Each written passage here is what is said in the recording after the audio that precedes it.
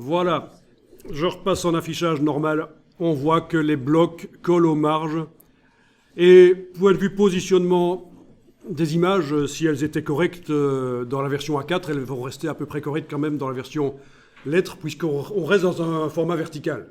C'est pas comme si on était passé en horizontal, où là, les proportions des blocs vont complètement changer. On va passer de blocs verticaux vers des blocs plus horizontaux. Il faudrait repositionner manuellement les images. Mais là, normalement, ça devrait être pas trop mauvais.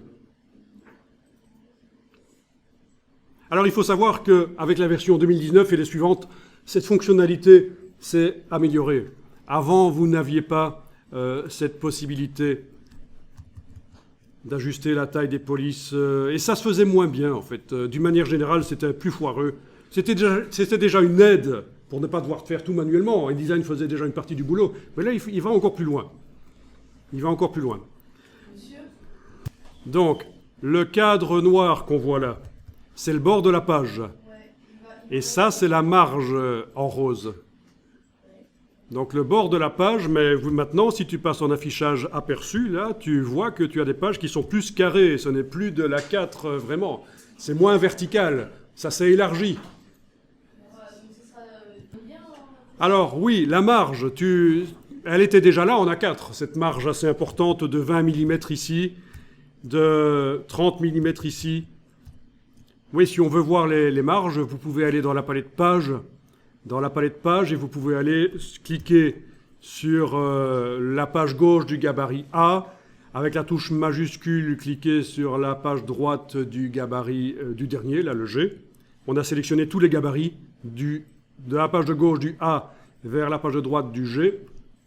Et vous allez dans page, marge et colonne. Donc dans la version anglaise, c'est menu Layout, marge et colonne, Margin and Columns. J'ai pas un très bon anglais, donc je vais après faire une petite collecte pour que vous me donniez de l'argent pour aller faire un petit stage à Londres. C'est le but, en fait. Je rigole. Et donc voilà, 20 mm de marge du dessus, 20 mm en dessous. Le petit fond, c'est la marge qui est près de la reliure, c'est ce qui est au centre de la double page, 30 mm, parce qu'on ne veut pas que le texte aille trop près de la reliure. 20 mm de grand fond. Alors, ça aussi, ça pourrait se modifier si on cochait ici « Ajuster la mise en page ». On pourrait modifier ça. On va le faire après. Et donc ta question c'est, est-ce que c'est pas trop? Est-ce qu'il ne faudrait pas que le texte soit plus près du bord? Eh bien non, justement. Non. Plus vous remplissez une page, plus le document fait bas de gamme. Plus il y a d'espace et que ça respire, plus il fait haut de gamme. Et justement, ceci, au départ, le document, d'ailleurs vous le connaissez, vous avez travaillé sur une version du document précédemment, il avait le texte et les images plus près du bord. Et c'était moche. C'était pas bon. Ce document-ci, avec le texte plus éloigné des bords, c'est mieux. Il n'est pas nickel, hein, c'est un document en cours d'élaboration. Faire le design d'un magazine, ça prend du temps et ça demande de l'expérience. Ce qu'il y a, par contre, il y a des choses qu'il faudra régler, notamment les gouttières entre les blocs texte, l'espace entre les blocs texte. Peut-être qu'il n'y a pas assez d'espace. Voilà, il y a plein de choses à régler. Hein. Mais en tout cas, voilà, le fait qu'il y ait des grandes marges, c'est bien. Gardez ça à l'esprit. Vous voulez donner un aspect bas de gamme à votre document, remplissez à fond. Vous voulez que ce soit haut de gamme, faites des espaces vides. Ça peut être des espaces avec des fonds colorés, des dégradés colorés, des images, une partie d'une image. Vous avez une image sur tout un double A4 ou double page, et certaines parties de l'image, il n'y a pas de texte qui vient dessus, c'est un espace vide. D'accord ? Pourquoi est-ce qu'on serait amené à vouloir faire un document bas de gamme en faisant du remplissage ? Ben, quand on fait de la publicité de ses produits, quand vous faites un catalogue pour vos produits, typiquement, allez voir ça, des catalogues de produits.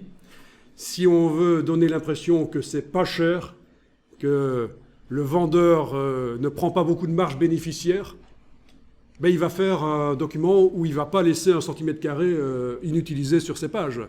Et les gens inconsciemment vont voir ça. Tiens, ce magasin, il ne gâche pas de l'argent à imprimer des pages avec du vide. Tout est rempli. Et c'est riche visuellement, mais c'est moche. Voilà, donc, sachez-le. Parfois même, on fait de la photogravure, c'est-à-dire de la retouche des images pour l'impression, pour que les images soient plus moches que ce qu'elles pourraient être. On fait jouer un script sur les images, on les ternit, on les salit, on les rend floues. Ça donne une impression bas de gamme, même si l'imprimeur peut faire une impression correcte. Vu qu'on lui donne un fichier avec des images pourries, ça va être pourri à la sortie. Là aussi, le but, c'est de faire passer le sentiment qu'on n'a pas dépensé beaucoup d'argent dans la publicité et que donc, quand on dit qu'on est le moins cher, c'est parce qu'il y a des raisons. On ne dépense pas beaucoup d'argent en publicité. Vous voyez, ben, c'est faux, en fait. Donc c'est bizarre parfois, hein. Le monde de l'impression, parfois, le monde de la communication, parfois, faire des choses moches, ça, c'est voulu et c'est payant. Contrairement à ce que vous pourriez croire, on ne va pas toujours vers le plus beau, on va vers le plus adéquat par rapport à la clientèle visée et aux produits vendus. Le plus adéquat, le design le plus adéquat, la communication la plus adéquate. Ok, alors, on a fait un petit test là de transformer au format lettre verticale, c'est pas mal. Ben faites un test pour transformer au format lettre horizontale, pourquoi pas. Comme ça, vous allez voir si ça fonctionne. Fichier, ajuster la mise en page. Il suffit d'aller cliquer, vous avez toujours l'option là qui est cochée. Il suffit d'aller cliquer sur demander une mise en page horizontale, voilà. Paysage. Ok, et ça va calculer. Bon, il met un petit message, des objets n'ont pas été ajustés, je ne sais pas lesquels, mais techniquement, voilà, je me retrouve avec un format lettre horizontale. Donc c'est pas mal ça. Donc ça veut dire que quand vous devez faire un document InDesign, vous ne devez pas nécessairement tout réinventer depuis le départ. Vous pouvez adapter un document existant, même son orientation et ses proportions. Parce que faire tout un document depuis le départ, ça demande beaucoup d'heures.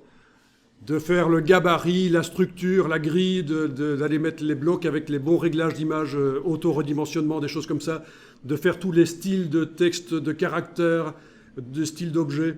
C'est un travail de metteur en page. Et le but ici de la formation, c'est pas de faire de vous des metteurs en page, c'est de vous permettre de communiquer par le papier éventuellement, rapidement, en démarrant éventuellement d'un document existant.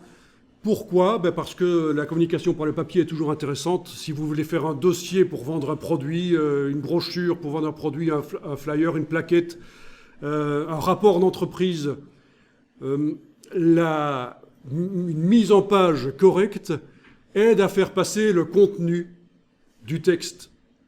C'est pour ça que dans les universités, quand les étudiants rendent des travaux, il y a des mises en page imposées.